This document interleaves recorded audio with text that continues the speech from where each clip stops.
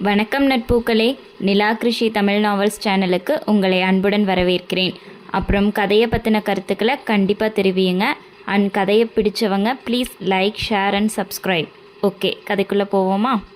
ரணமும் தேனல்லவா. அத்தியாயம் 14.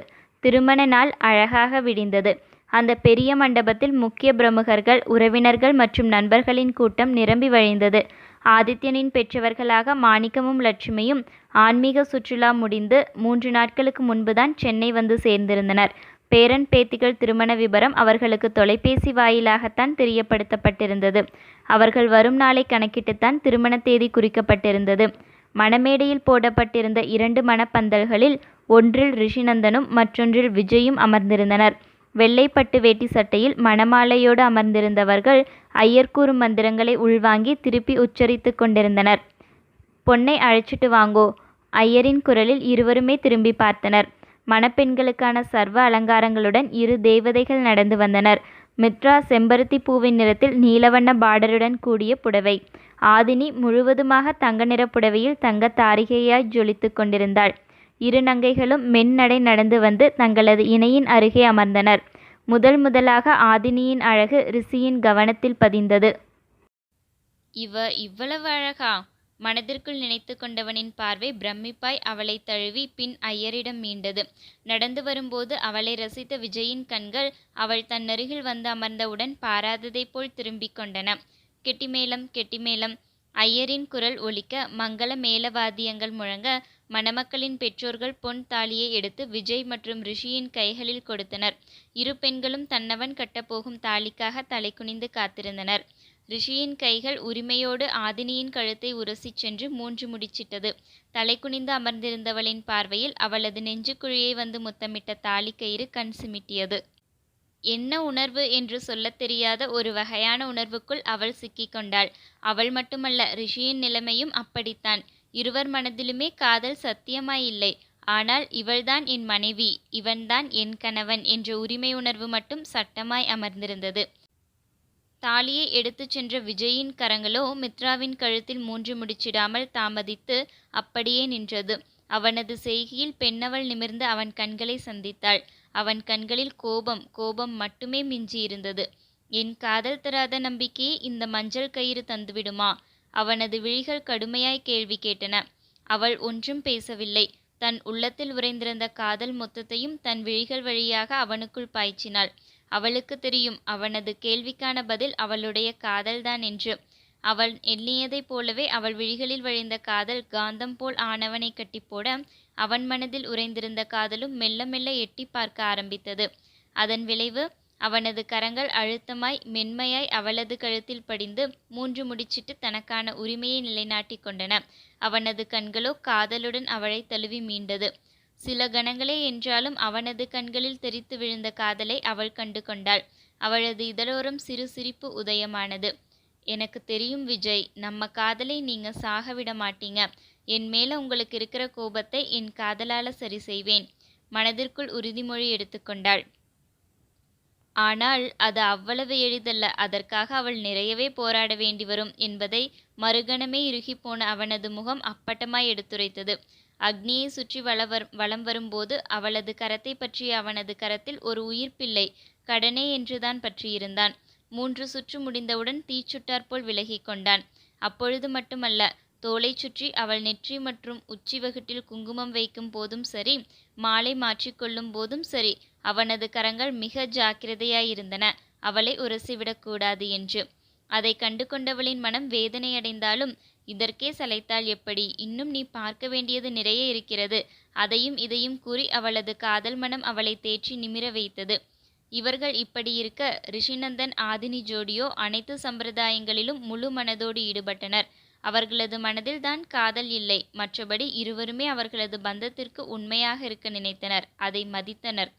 மனைவியின் பாதத்தை பற்றி அம்மிக்கல்லில் வைத்து கணவன் மெட்டி அணிவிக்க வேண்டும். மித்ராவின் பாதத்தை பற்றி அம்மி வரை நடத்தி சென்ற விஜயின் கரங்கள் அவள் பிஞ்சு விரல்களில் மெட்டியை அணிவித்து விட்டது.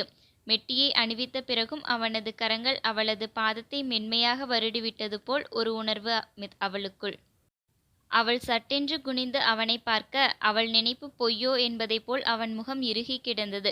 அம்பி மிதித்து அருந்ததி பார்த்து மறுசரடு பூட்டி கோவிலுக்கு சென்று என அடுத்தடுத்து சடங்குகள் நடந்து முடிய மணமக்கள் மாலை வரவேற்பிற்கு தயாராக ஆரம்பித்தனர். விஜயும் ரிஷியும் ஒரு அறையில் தயாராக பெண்கள் இருவரும் ஒரு அறையில் கிளம்பிக் கொண்டிருந்தனர். வரவேற்பிற்கு ஆண்கள் இருவரும் ஒரு போலவும் பெண்கள் இருவரும் ஒரு போலவும் உடையெடுத்திருந்தனர். மெல்லிய இளரோஜா வண்ணத்தில் லெஹங்கா, முழுவதும் கற்களும் ஜர்தோஷி வேலைப்பாடுகளும் ஆங்காங்கு வெள்ளை நிற முத்துக்களும் நிறைந்து அட்டகாசமாய் கண்ணை பறித்தது. மேலே தாவணியை புடவை போல் கட்டாமல் ஒரு பக்கம் மட்டும் மடிப்பு எடுத்து இடையை சுற்றி கொண்டு சென்று பின்பக்கம் செருகியிருந்தனர். கழுத்திலும் காதிலும் வைரக்கல் பதித்த நெக்லஸ் மற்றும் காதணி, சிகை அலங்காரம் கூட ஒரே மாதிரிதான் செய்து கொண்டனர்.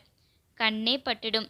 அறையிலிருந்து வெளிவருவதற்கு முன்னால் நித்திலாவும் சுமித்ராவும் பெண்கள் இருவருக்கும் சுற்றி போட்டு விட்டுத்தான் அனுப்பினார்கள். ரிஷியும் விஜயும் பாலாடை வண்ணத்தில் ஷெர்வானி அணிந்திருந்தனர். உடைகள் மொத்தமும் ஆதினியின் தேர்வுதான். ஆண்களும் நம்மளுடைய நிறத்திலேயே ஷெர்வானி எடுத்தால் நன்றாக இருக்காது, இளரோஜா வண்ண நிறத்திற்கு பாலாடை வண்ண ஷெர்வானி நன்றாக இருக்கும் என்று யோசித்து எடுத்தது அவள்தான். ஃபேஷன் டிசைனிங் முடித்தவள் அல்லவா? அவளது படிப்பின் செழுமை அவர்களது உடை தேர்வில் மிளிர்ந்தது. இரு மணமக்களும் தனித்தனியே வரவேற்பு மேடையில் நின்றனர். என்னதான் மனைவி மேல் கோபமாக இருந்தாலும் வந்திருந்த உறவினர்களையும் தொழில்முறை நண்பர்களையும் முகம் சுளிக்காமல் அறிமுகப்படுத்தி வைத்தான் விஜய். தன் மனைவி தன் சுற்றத்தாரையும் தெரிந்து கொள்ள வேண்டும் என்று நினைத்தான். அதேபோல் அவளது வீட்டு உறவினர்களையும் அவள் கூற கூற கேட்டுக்கொண்டான். அதிலெல்லாம் அவன் சமத்து பிள்ளைதான். நின்று நின்று நால்வருக்கும் கால்வலி வந்ததுதான் மிச்சம். உறவினர்கள் மற்றும் நண்பர்களின் கூட்டம் மட்டும் குறைந்ததாயில்லை. ஷப்பா, கால் வலிக்குது. சற்று நேரம் கிடைத்த இடைவெளியில் சற்று ஆசுவாசமானாள் மித்ரா. எதேச்சியாக திரும்பி அவளை பார்த்தவனின் கண்கள் எப்பொழுது ரசனையுடன் அவளை தழுவ ஆரம்பித்தது என்று அவனுக்கு தெரியவில்லை. நெற்றிச் சுட்டியில் ஆரம்பித்த அவனது பார்வை கருவண்டு விழிகளில் மூழ்கி நாசி வழியே பயணித்து சிவந்திருந்த அவளது இதழ்களின் மேல் வந்து சற்று இளைப்பாறியது. ஏற்கனவே அவளது இதழ்கள் இளரோஜா வண்ணத்தில்தான் இருக்கும். இன்று சாயத்தையும் தீட்டியிருப்பாள் போல இன்னும் சிவந்து நீரோட்டத்தில் பளபளத்தது.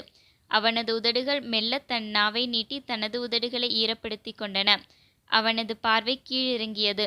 அன்று அவன் வாங்கி கொடுத்த நகையைத்தான் அணிந்திருந்தாள்.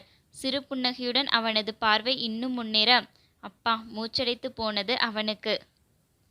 Oh my God! சிகையை கோதிக்கொண்டவனின் மனசாட்சி தடாலென்று முன்னால் குதித்தது. டேய் விஜய், என்னடா பண்ணிட்டு இருக்கிற? பார்வையை திருப்பு. அது உத்தரவிட, சீப்போ!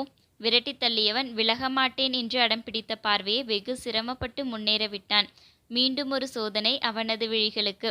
அவளது வெண்மை நிற இடை பளிச்சென்று அவன் கண்களுக்கு விருந்தாகியது. ஏனோ தெரியவில்லை, அந்த இடை அவனை பைத்தியக்காரனாக்க முயன்றது. சுறுசுறுவென்று உச்சந்தலையிலிருந்து உள்ளங்கால் வரை ரத்தம் சூடேறி பித்தம் தலைக்கேற பார்த்தது. பட்டென பார்வையை விலக்கி கொண்டவன், இது என்னடி இடுப்பு தெரியற மாதிரி ட்ரெஸ் பண்ணியிருக்கிற? தாவணியை ஒழுங்கா போடு என்று சிடுசிடுத்தான். அவனது சிடுசிடுப்பில் அவள் குனிந்து தனது உடையை பார்த்தாள். அவன் கூறியதைப் போல் முழு இடையும் எல்லாம் தெரியவில்லை. முக்கால்வாசி தாவணி மறைத்திருக்க, அது போக மேல் சட்டையை வயிற்றுக்கு கீழ்வரை வைத்து அவள் தைத்திருந்தாள். சிறிதே சிறிதாகத்தான் இடை தெரிந்தது. அதுவும் மற்றவர் கவனத்தை ஈர்க்கவெல்லாம் வாய்ப்பில்லை. கண்ணியமாகத்தான் அணிந்திருந்தாள். இதுக்கென்ன விஜய்? அவள் கேள்வி எழுப்ப, எல்லாம் ஆதினியை சொல்லணும். இப்போ இது மாதிரி லெஹங்கா தேவையா? ஒழுங்கா புடவை கட்டிட்டு நிற்க வேண்டியதுதானே. அவனும் பாவம் என்ன செய்வான்? கண்ணுக்கே தெரியாத அந்த சின்ன இடை அவன் கண்ணில் மட்டும் பளிச்சென்று பட்டு தொலைத்து அவன் உணர்ச்சிகளை கண்டபடி தூண்டிவிடுகிறதே. அதற்குள் நண்பர்கள் பட்டாளம் வந்து இவர்களை சூழ்ந்து கொள்ள எதுவும் பேசாமல் அமைதியாகிவிட்டாள் மித்ரா. அனைத்தும் முடிந்து மணமக்களை வீட்டிற்கு அழைத்து வரும்போது இரவு 9 மணியாகிவிட்டது. அவர்களது குடும்ப வழக்கப்படி முதலிரவு பெண் வீட்டில்தான் ஏற்பாடு செய்வார்கள். ஆனால் மித்ராவின் தந்தை சங்கரபாண்டி, மித்ராவுடைய அம்மாவும் இல்லை, நானும் நிலனும் என்னென்னு ஏற்பாடு பண்றது, பொண்ணு மாப்பிள்ளையை உங்க வீட்டுக்கே கூட்டிட்டு போயிடலாம் என்று கூறிவிட மணமக்கள் இருவரும் ஆதித்யனின் வீட்டில்தான் வந்து இறங்கினர். பெண்கள் இருவரையும் குளிக்க வைத்து மெல்லிய அலங்காரங்களுடன் ஆண்களது அறையில் விட்டுவிட்டு திரும்பும்போது மணி 10 தாண்டியது. தொடரும்.